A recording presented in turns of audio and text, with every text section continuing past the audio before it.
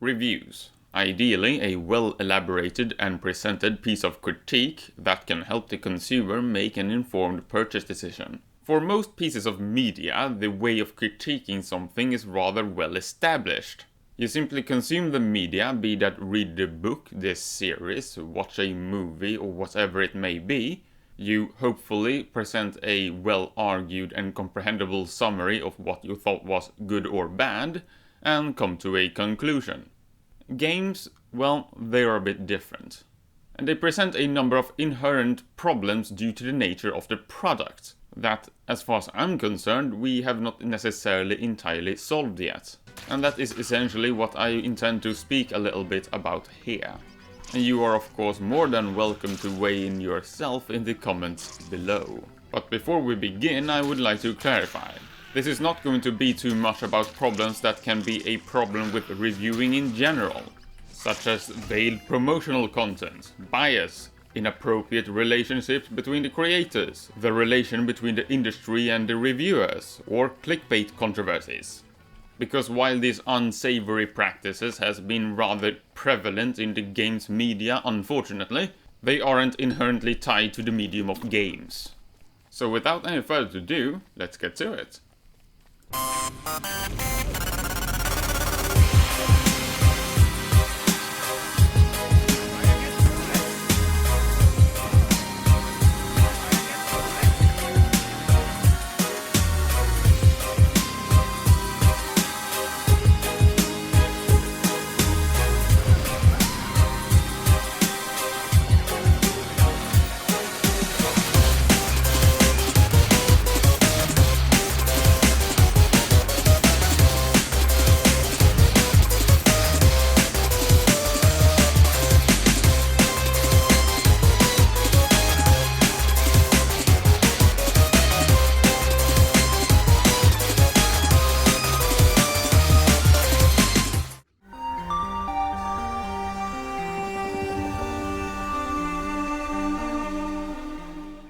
Games as a medium is rather unique in a number of different ways, some of which I intend to speak about here.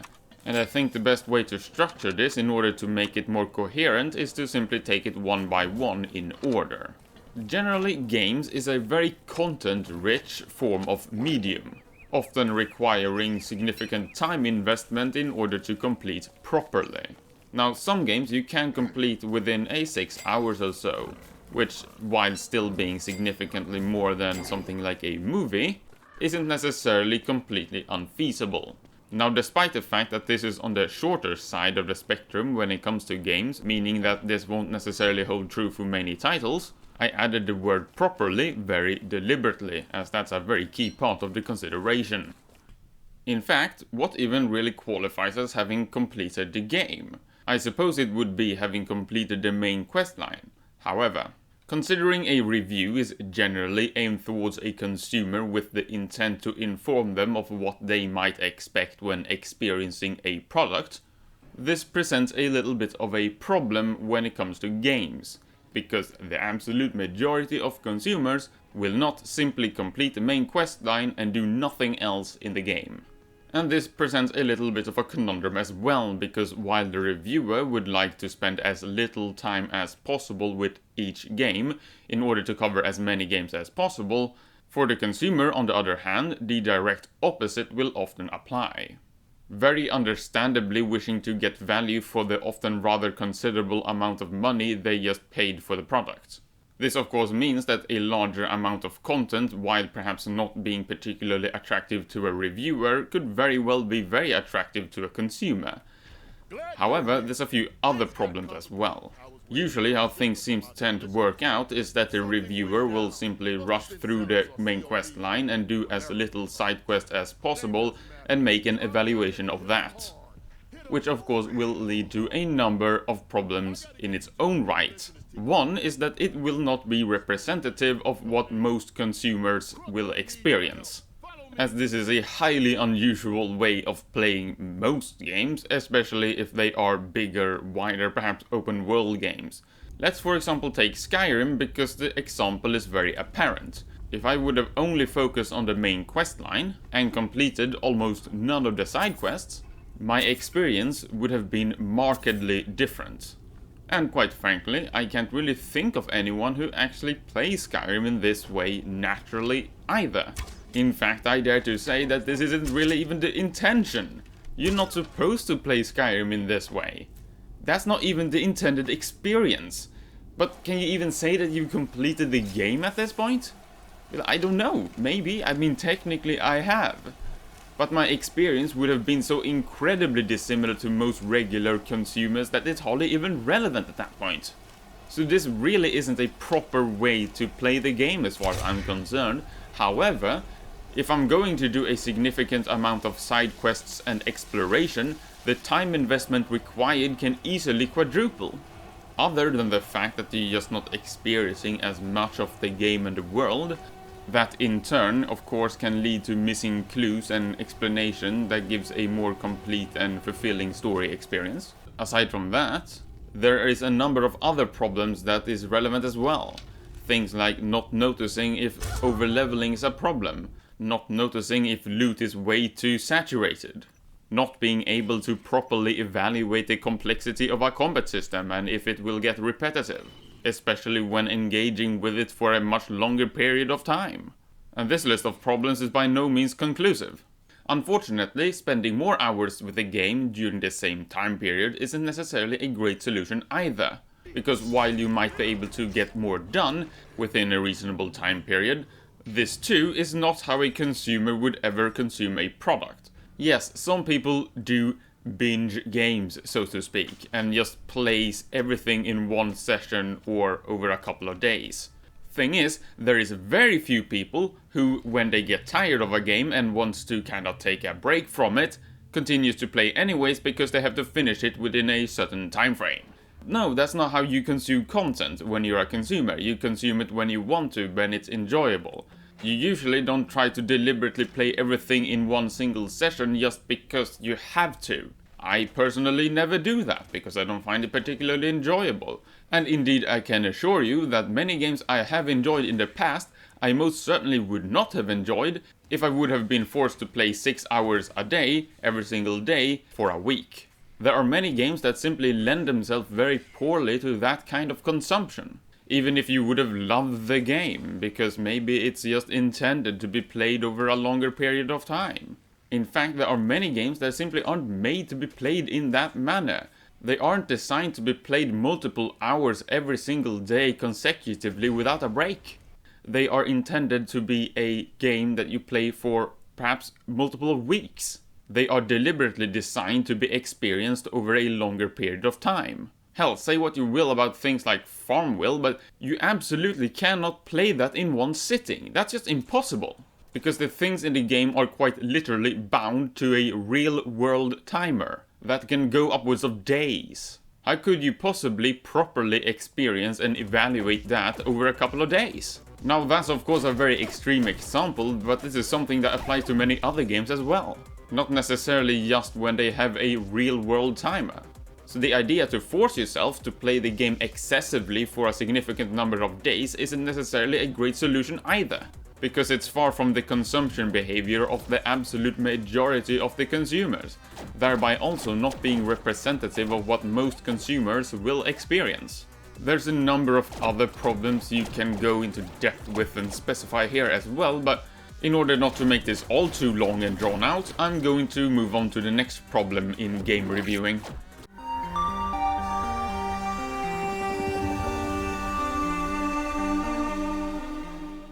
Outside of games, there are very few entertainment mediums where you can fail in the consumption of the content. But depending on the game, a critic can quite literally be unable to progress unless a certain level of skill is reached. And while many, especially larger games, have difficulty selections, this isn't the case for all titles, and even then, difficulty selection presents problems in its own right. Whichever the case, the underlying problem is essentially the same. The experience of the player will fundamentally change. Not in the way that a movie or literary work can be interpreted differently by different people, but the actual experience itself will differ. Firstly, in the case where there is no difficulty selection and the critic is unable to progress, It's quite literally impossible to assess the product in full. A rather unique aspect of games, this is simply the nature of the product, but it certainly makes for an interesting dichotomy when compared to other forms of media, as only a select few reviewers who possess the required skill can properly assess the product. That said, to actually assess just how difficult something is, or would be for others, is still incredibly difficult, and usually doesn't become evident until the response from a wider audience can be evaluated, to see how many people find the title difficult or not.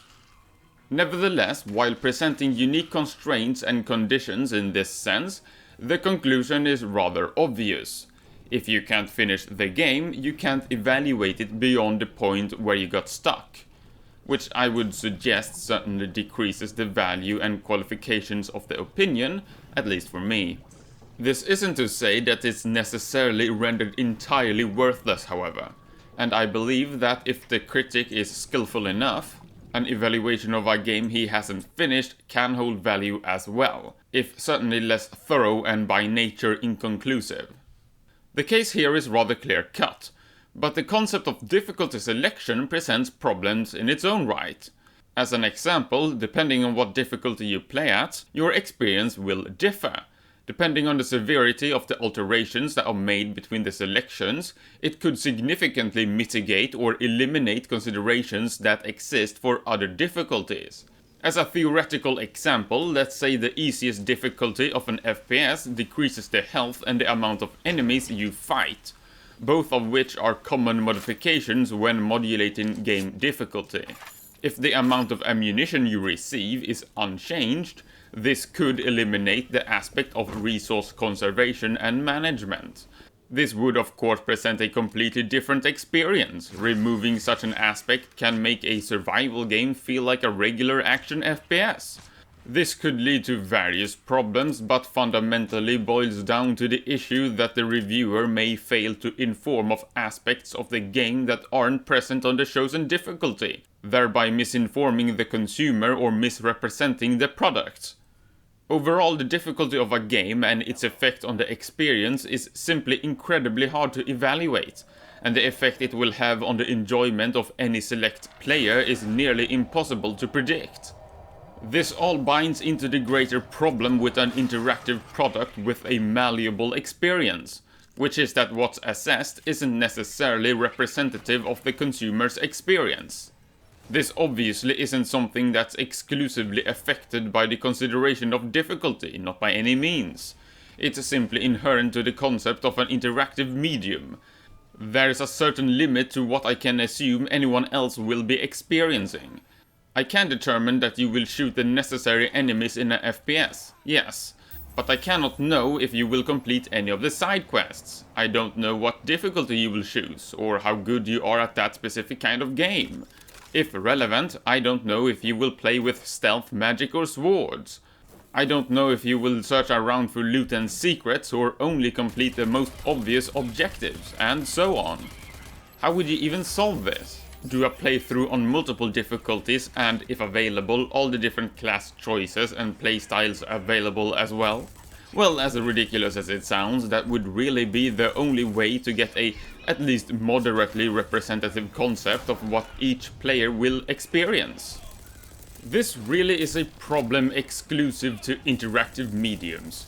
When it comes to books, movies, and to a lesser degree some of the incredibly linear narrative experiences available nowadays, I can more or less assume what you will be seeing or experiencing as long as you engage with the product as intended. Sure, you can look away from a movie and miss a scene, but at that point you've ceased consumption. As long as you engage with the medium as is expected, I will know what the product will deliver. This is not something I can do for most games, some of course offering more variability than others. As far as I can tell, there's really no solution to this, relegating game reviews to a more approximate and general form of critical evaluation.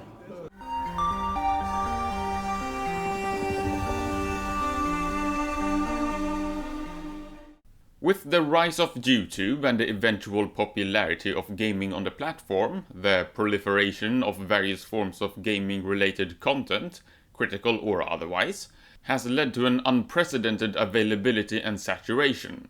This is a very good thing overall, as far as I'm concerned, theoretically liberalizing the possibility for anyone to get into the scene and make a mark, however niche or broad as they wish, opening the door for hobbyists, fans, and independent creators to make their voices heard. Excluding the consideration that oversaturation dilutes discoverability, the possibility to get into the scene has never been greater. That said, this change also comes with a number of considerations which affect the current and future prospects of the gaming content scene as a whole. With a larger number of reviewers and critics, more specialization is possible, allowing for a more concentrated target audience for each reviewer and critic, not needing to pander to as large of an audience as a traditional journalist.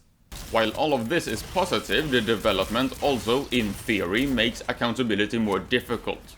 And instead of holding an outlet or gaming magazine accountable, there's now hundreds of unaffiliated YouTubers or Twitch streamers that can be just as influential, all independently responsible for what they produce and publish, many of whom does not necessarily practice or even aware of journalistic ethics and standards. YouTube hardly moderates content at all, and while I should be able to expect a review on, say, Eurogamer to be unbiased or at least properly disclosed, this currently isn't something I can do on YouTube. That said, recent developments in news media, gaming related or otherwise, may indicate that expecting even professional journalists to follow such standards is a naive and foolish delusion guided by unreachable aspirations. And it's not like games media has ever been a paragon of virtue when it comes to this aspect, often straddling a murky line between coverage and promotion. Nevertheless, this is a considerable issue. Undisclosed promotions, iffy relationships, and a complete lack of accountability, responsibility, and transparency is rampant. Personally, I just hope we find a way to handle the worst of it. But this is about where I wrap it up. I didn't cover everything, of course, and this is by no means conclusive, but I didn't want to drag it out more than necessary, nor did I want it to develop into a rant. Feel free to weigh in the comments below, of course, and I'm always open for discussions. Otherwise, I've been Dexter, and maybe I'll see you next time. Farewell.